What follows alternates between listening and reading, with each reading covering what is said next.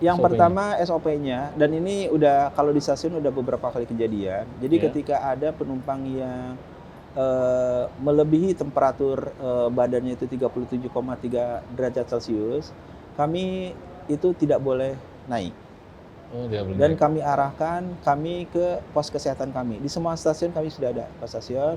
Terus kami cek, dan apabila ada indikasi lebih seperti itu, misalkan gejala seperti itu, Gejala.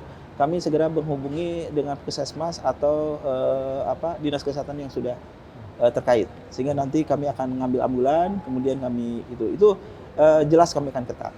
Nah, sedangkan kalau misalkan terjadi di stasiun, di kereta api, ya itu pertama kereta yang paling stasiun paling dekat kita berhenti dan nanti kita turunnya. Di stasiun itulah nanti kami akan lakukan.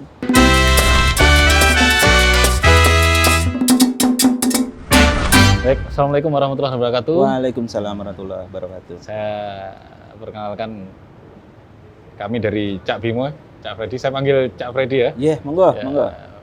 beliau adalah Kadaop 8 nih. Surabaya. Kadaop 8 Surabaya. Kami dari Cak Bimo mengucapkan selamat hari lahir atau ulang tahun KAI ya Pak ya. Dirgahayu. Dirgahayu KAI. Yang keberapa nih Pak? Yang ke-75. Yang Tahun ke-75 ya Cak ya. Iya. Jadi sekilas tentang KAI ini berdirinya tahun berapa nih Cak? Gini, kalau kereta api itu lahir sebetulnya bersamaan dengan kemerdekaan Indonesia.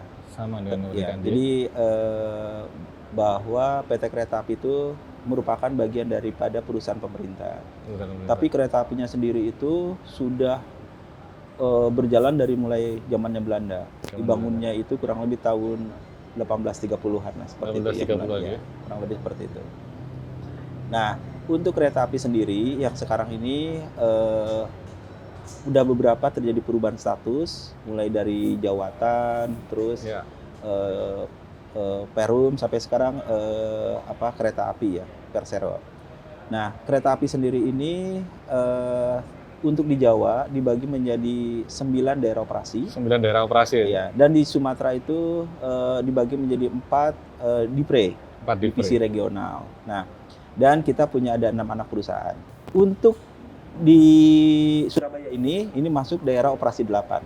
Jadi kebetulan daerah operasi 8 ini kami memiliki 3 stasiun besar, yaitu di stasiun Malang, stasiun Surabaya Gubeng ini, dan satu lagi di stasiun Pasar Turi. Pasar Turi. Ya. Kebetulan ini kita di Gubeng ya Cak ya. Ini kita di Gubeng ini. Lalu lintas yang paling padat di sini. Ya, untuk penumpang emang paling padat itu emang di konsentrasinya di Gubeng ini. Di Gubeng ya. Gubeng ini ada operasinya itu karena kita itu ada 2 jalur, yaitu utara itu di utaranya selatan, di utaranya Pulau Jawa dan di selatannya Pulau Jawa. Gubeng ini kebanyakan yang jalurnya jalur selatan. Untuk Turi itu jalurnya jalur utara, seperti itu. Gitu ya.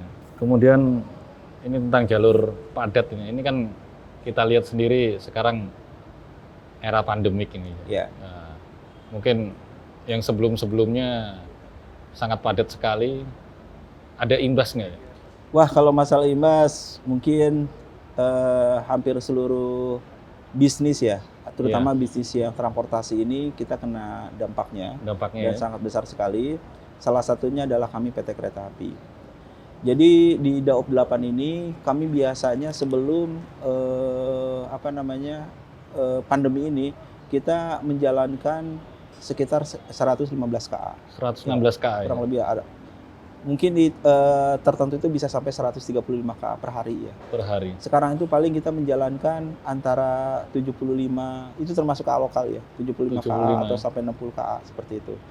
Dan kami di transportasi itu, terutama di kereta api itu mengikuti ada aturan dari Kemenhub dan juga dari beberapa aturan ya, bahwa kereta api itu diperbolehkan angkutan itu 70%, maksimal 70% dari kapasitas. Maksimal 70%. Ya, dari kapasitas tempat duduk yang ada.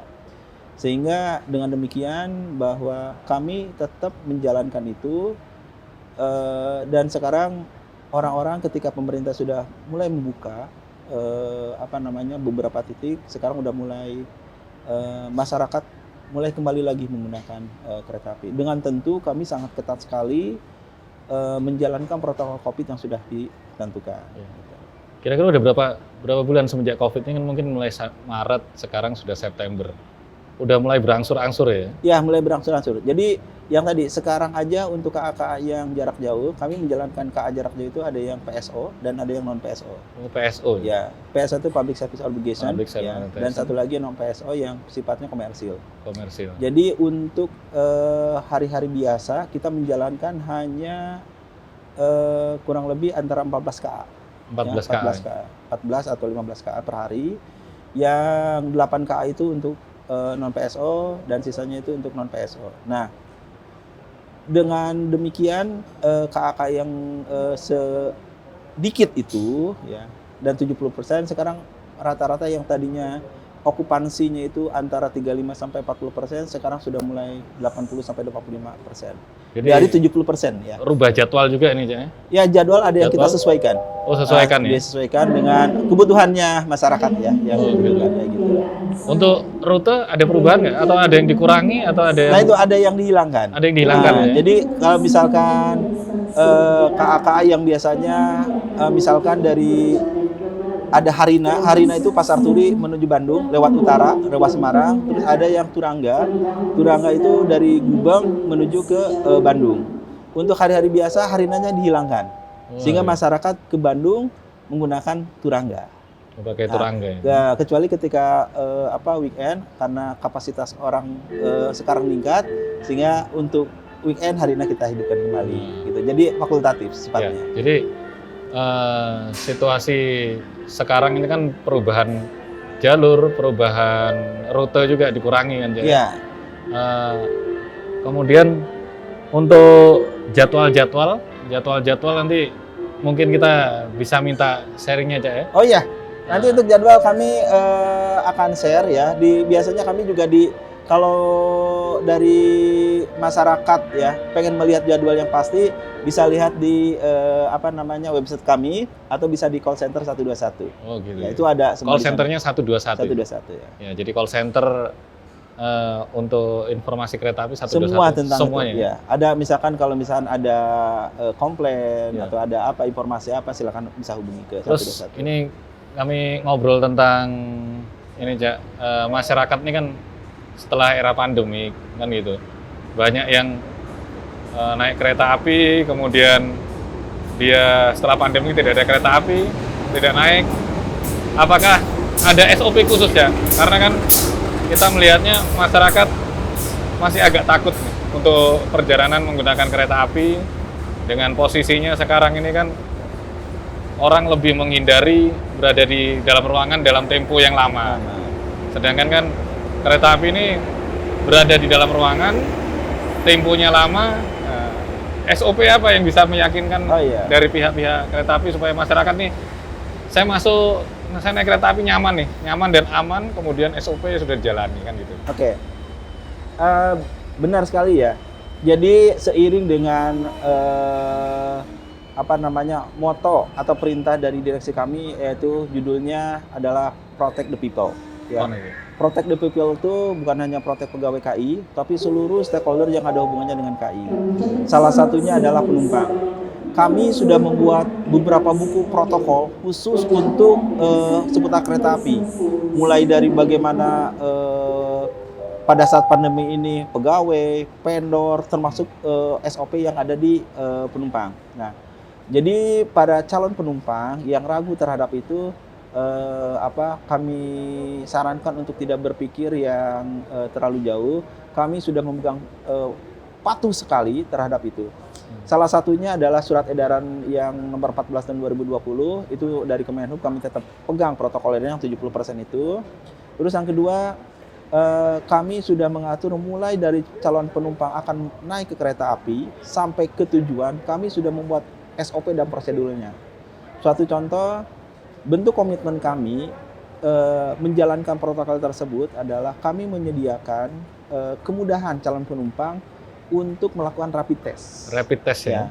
Jadi di 3 stasiun besar yang tadi saya bilang di Stasiun Gubeng, Malang, sama di Turi, kami sudah menyediakan kerjasama dengan perusahaan lain untuk mengakomodir rapid test.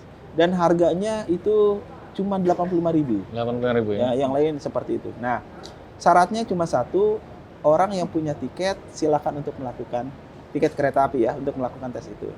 Nah, setelah yakin itu ada, si calon penumpang itu bisa beli tiket ke kami. Nah, kami layani. Nah, saran kami sekarang pembelian tiket tidak hanya ke loket, tapi kami Loket. sudah menyediakan di online. Online. Yaitu ya di online yang di di beberapa web ya kita udah tentukan. Nah, udah gitu ketika masuk kami cek semua termasuk temperatur. Kami wajibkan semua pakai masker dan pakai face shield. Nah, jadi nanti ketika udah naik di keretanya, kami akan ada petugas yang selalu lalang setiap setengah jam.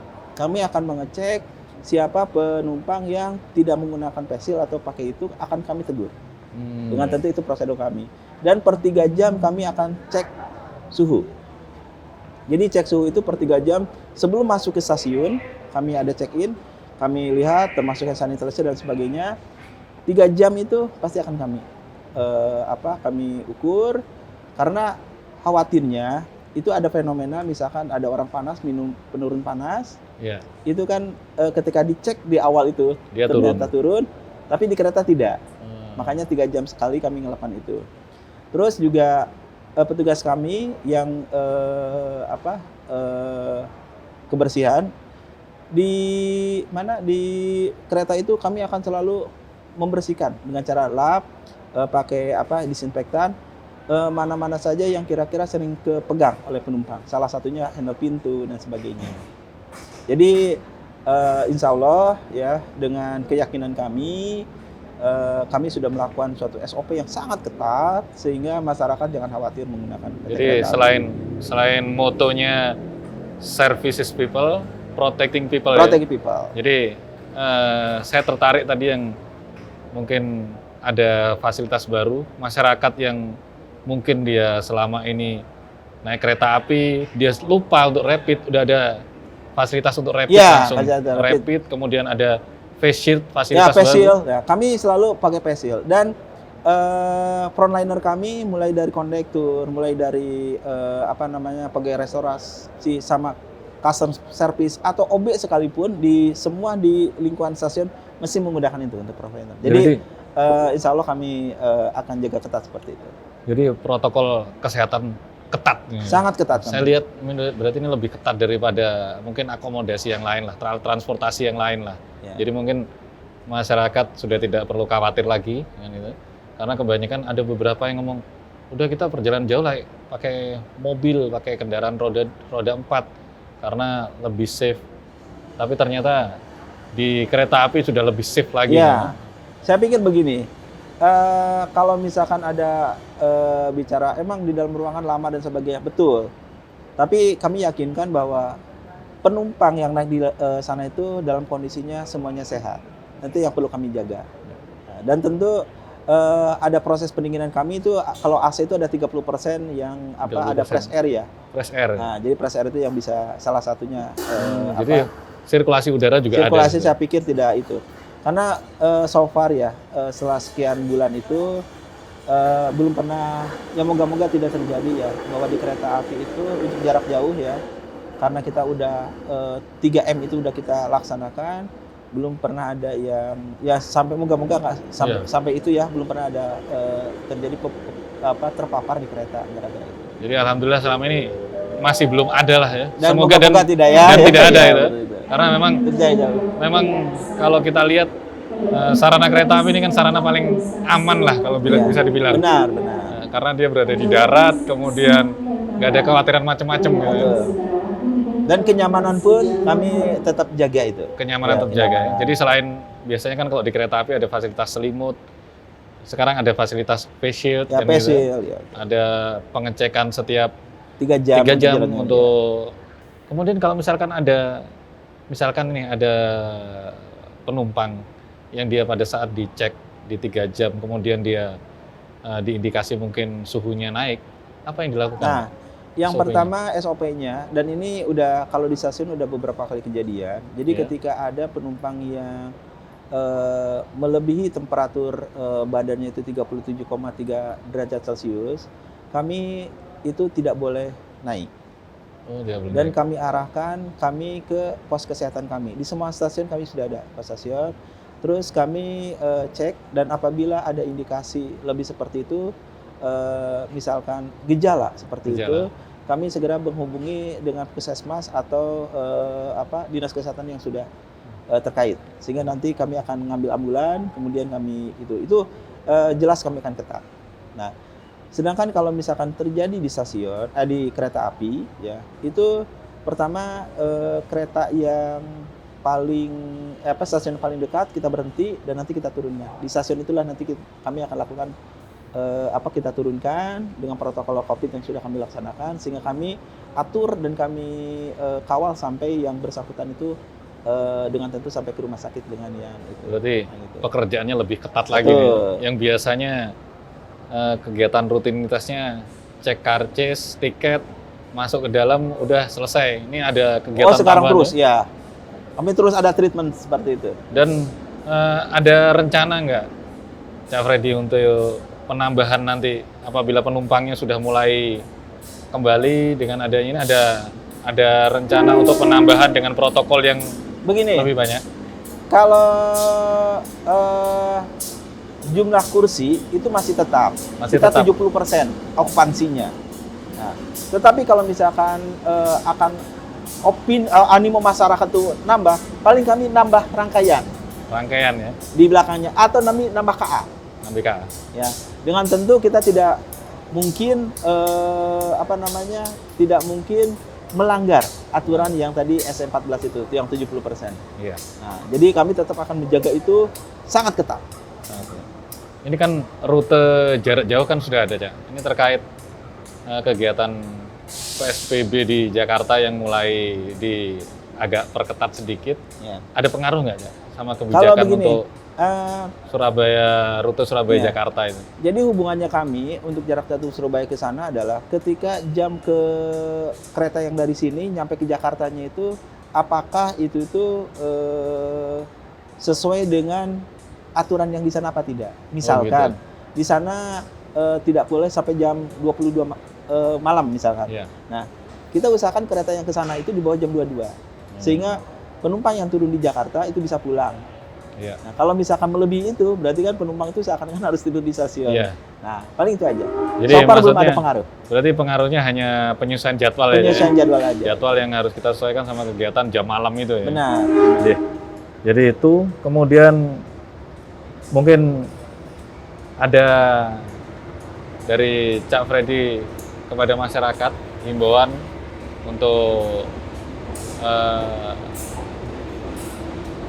menggunakan transportasi kereta api ini, supaya masyarakat tidak ada kekhawatiran lagi. Kan gitu. Benar. Jadi untuk teman-teman yang selama ini pengguna kereta api untuk angkutan jarak jauh maupun lokal, perlu diinformasikan bahwa kami seluruh jajaran karyawan PT Kereta Api mematuhi penuh terhadap protokoler yang sudah dibuat, dan kami taat kepada aturan yang sudah dibuat oleh pemerintah. Sehingga dengan demikian kami yakinkan bahwa kami akan ketat menjalankan itu. Dan sehingga masyarakat yang biasa menggunakan kereta api, silakan jangan ragu atau jangan takut tentang opini-opini yang yang bisa membuat tidak naik kereta api lagi. Kalau misalkan ada keraguan dan lain-lain, silakan kontak kami di call center 121 atau bisa datang konsultasi ke stasiun-stasiun yang terdekat. Kami punya moto Protect the People, dan kami akan jalankan itu.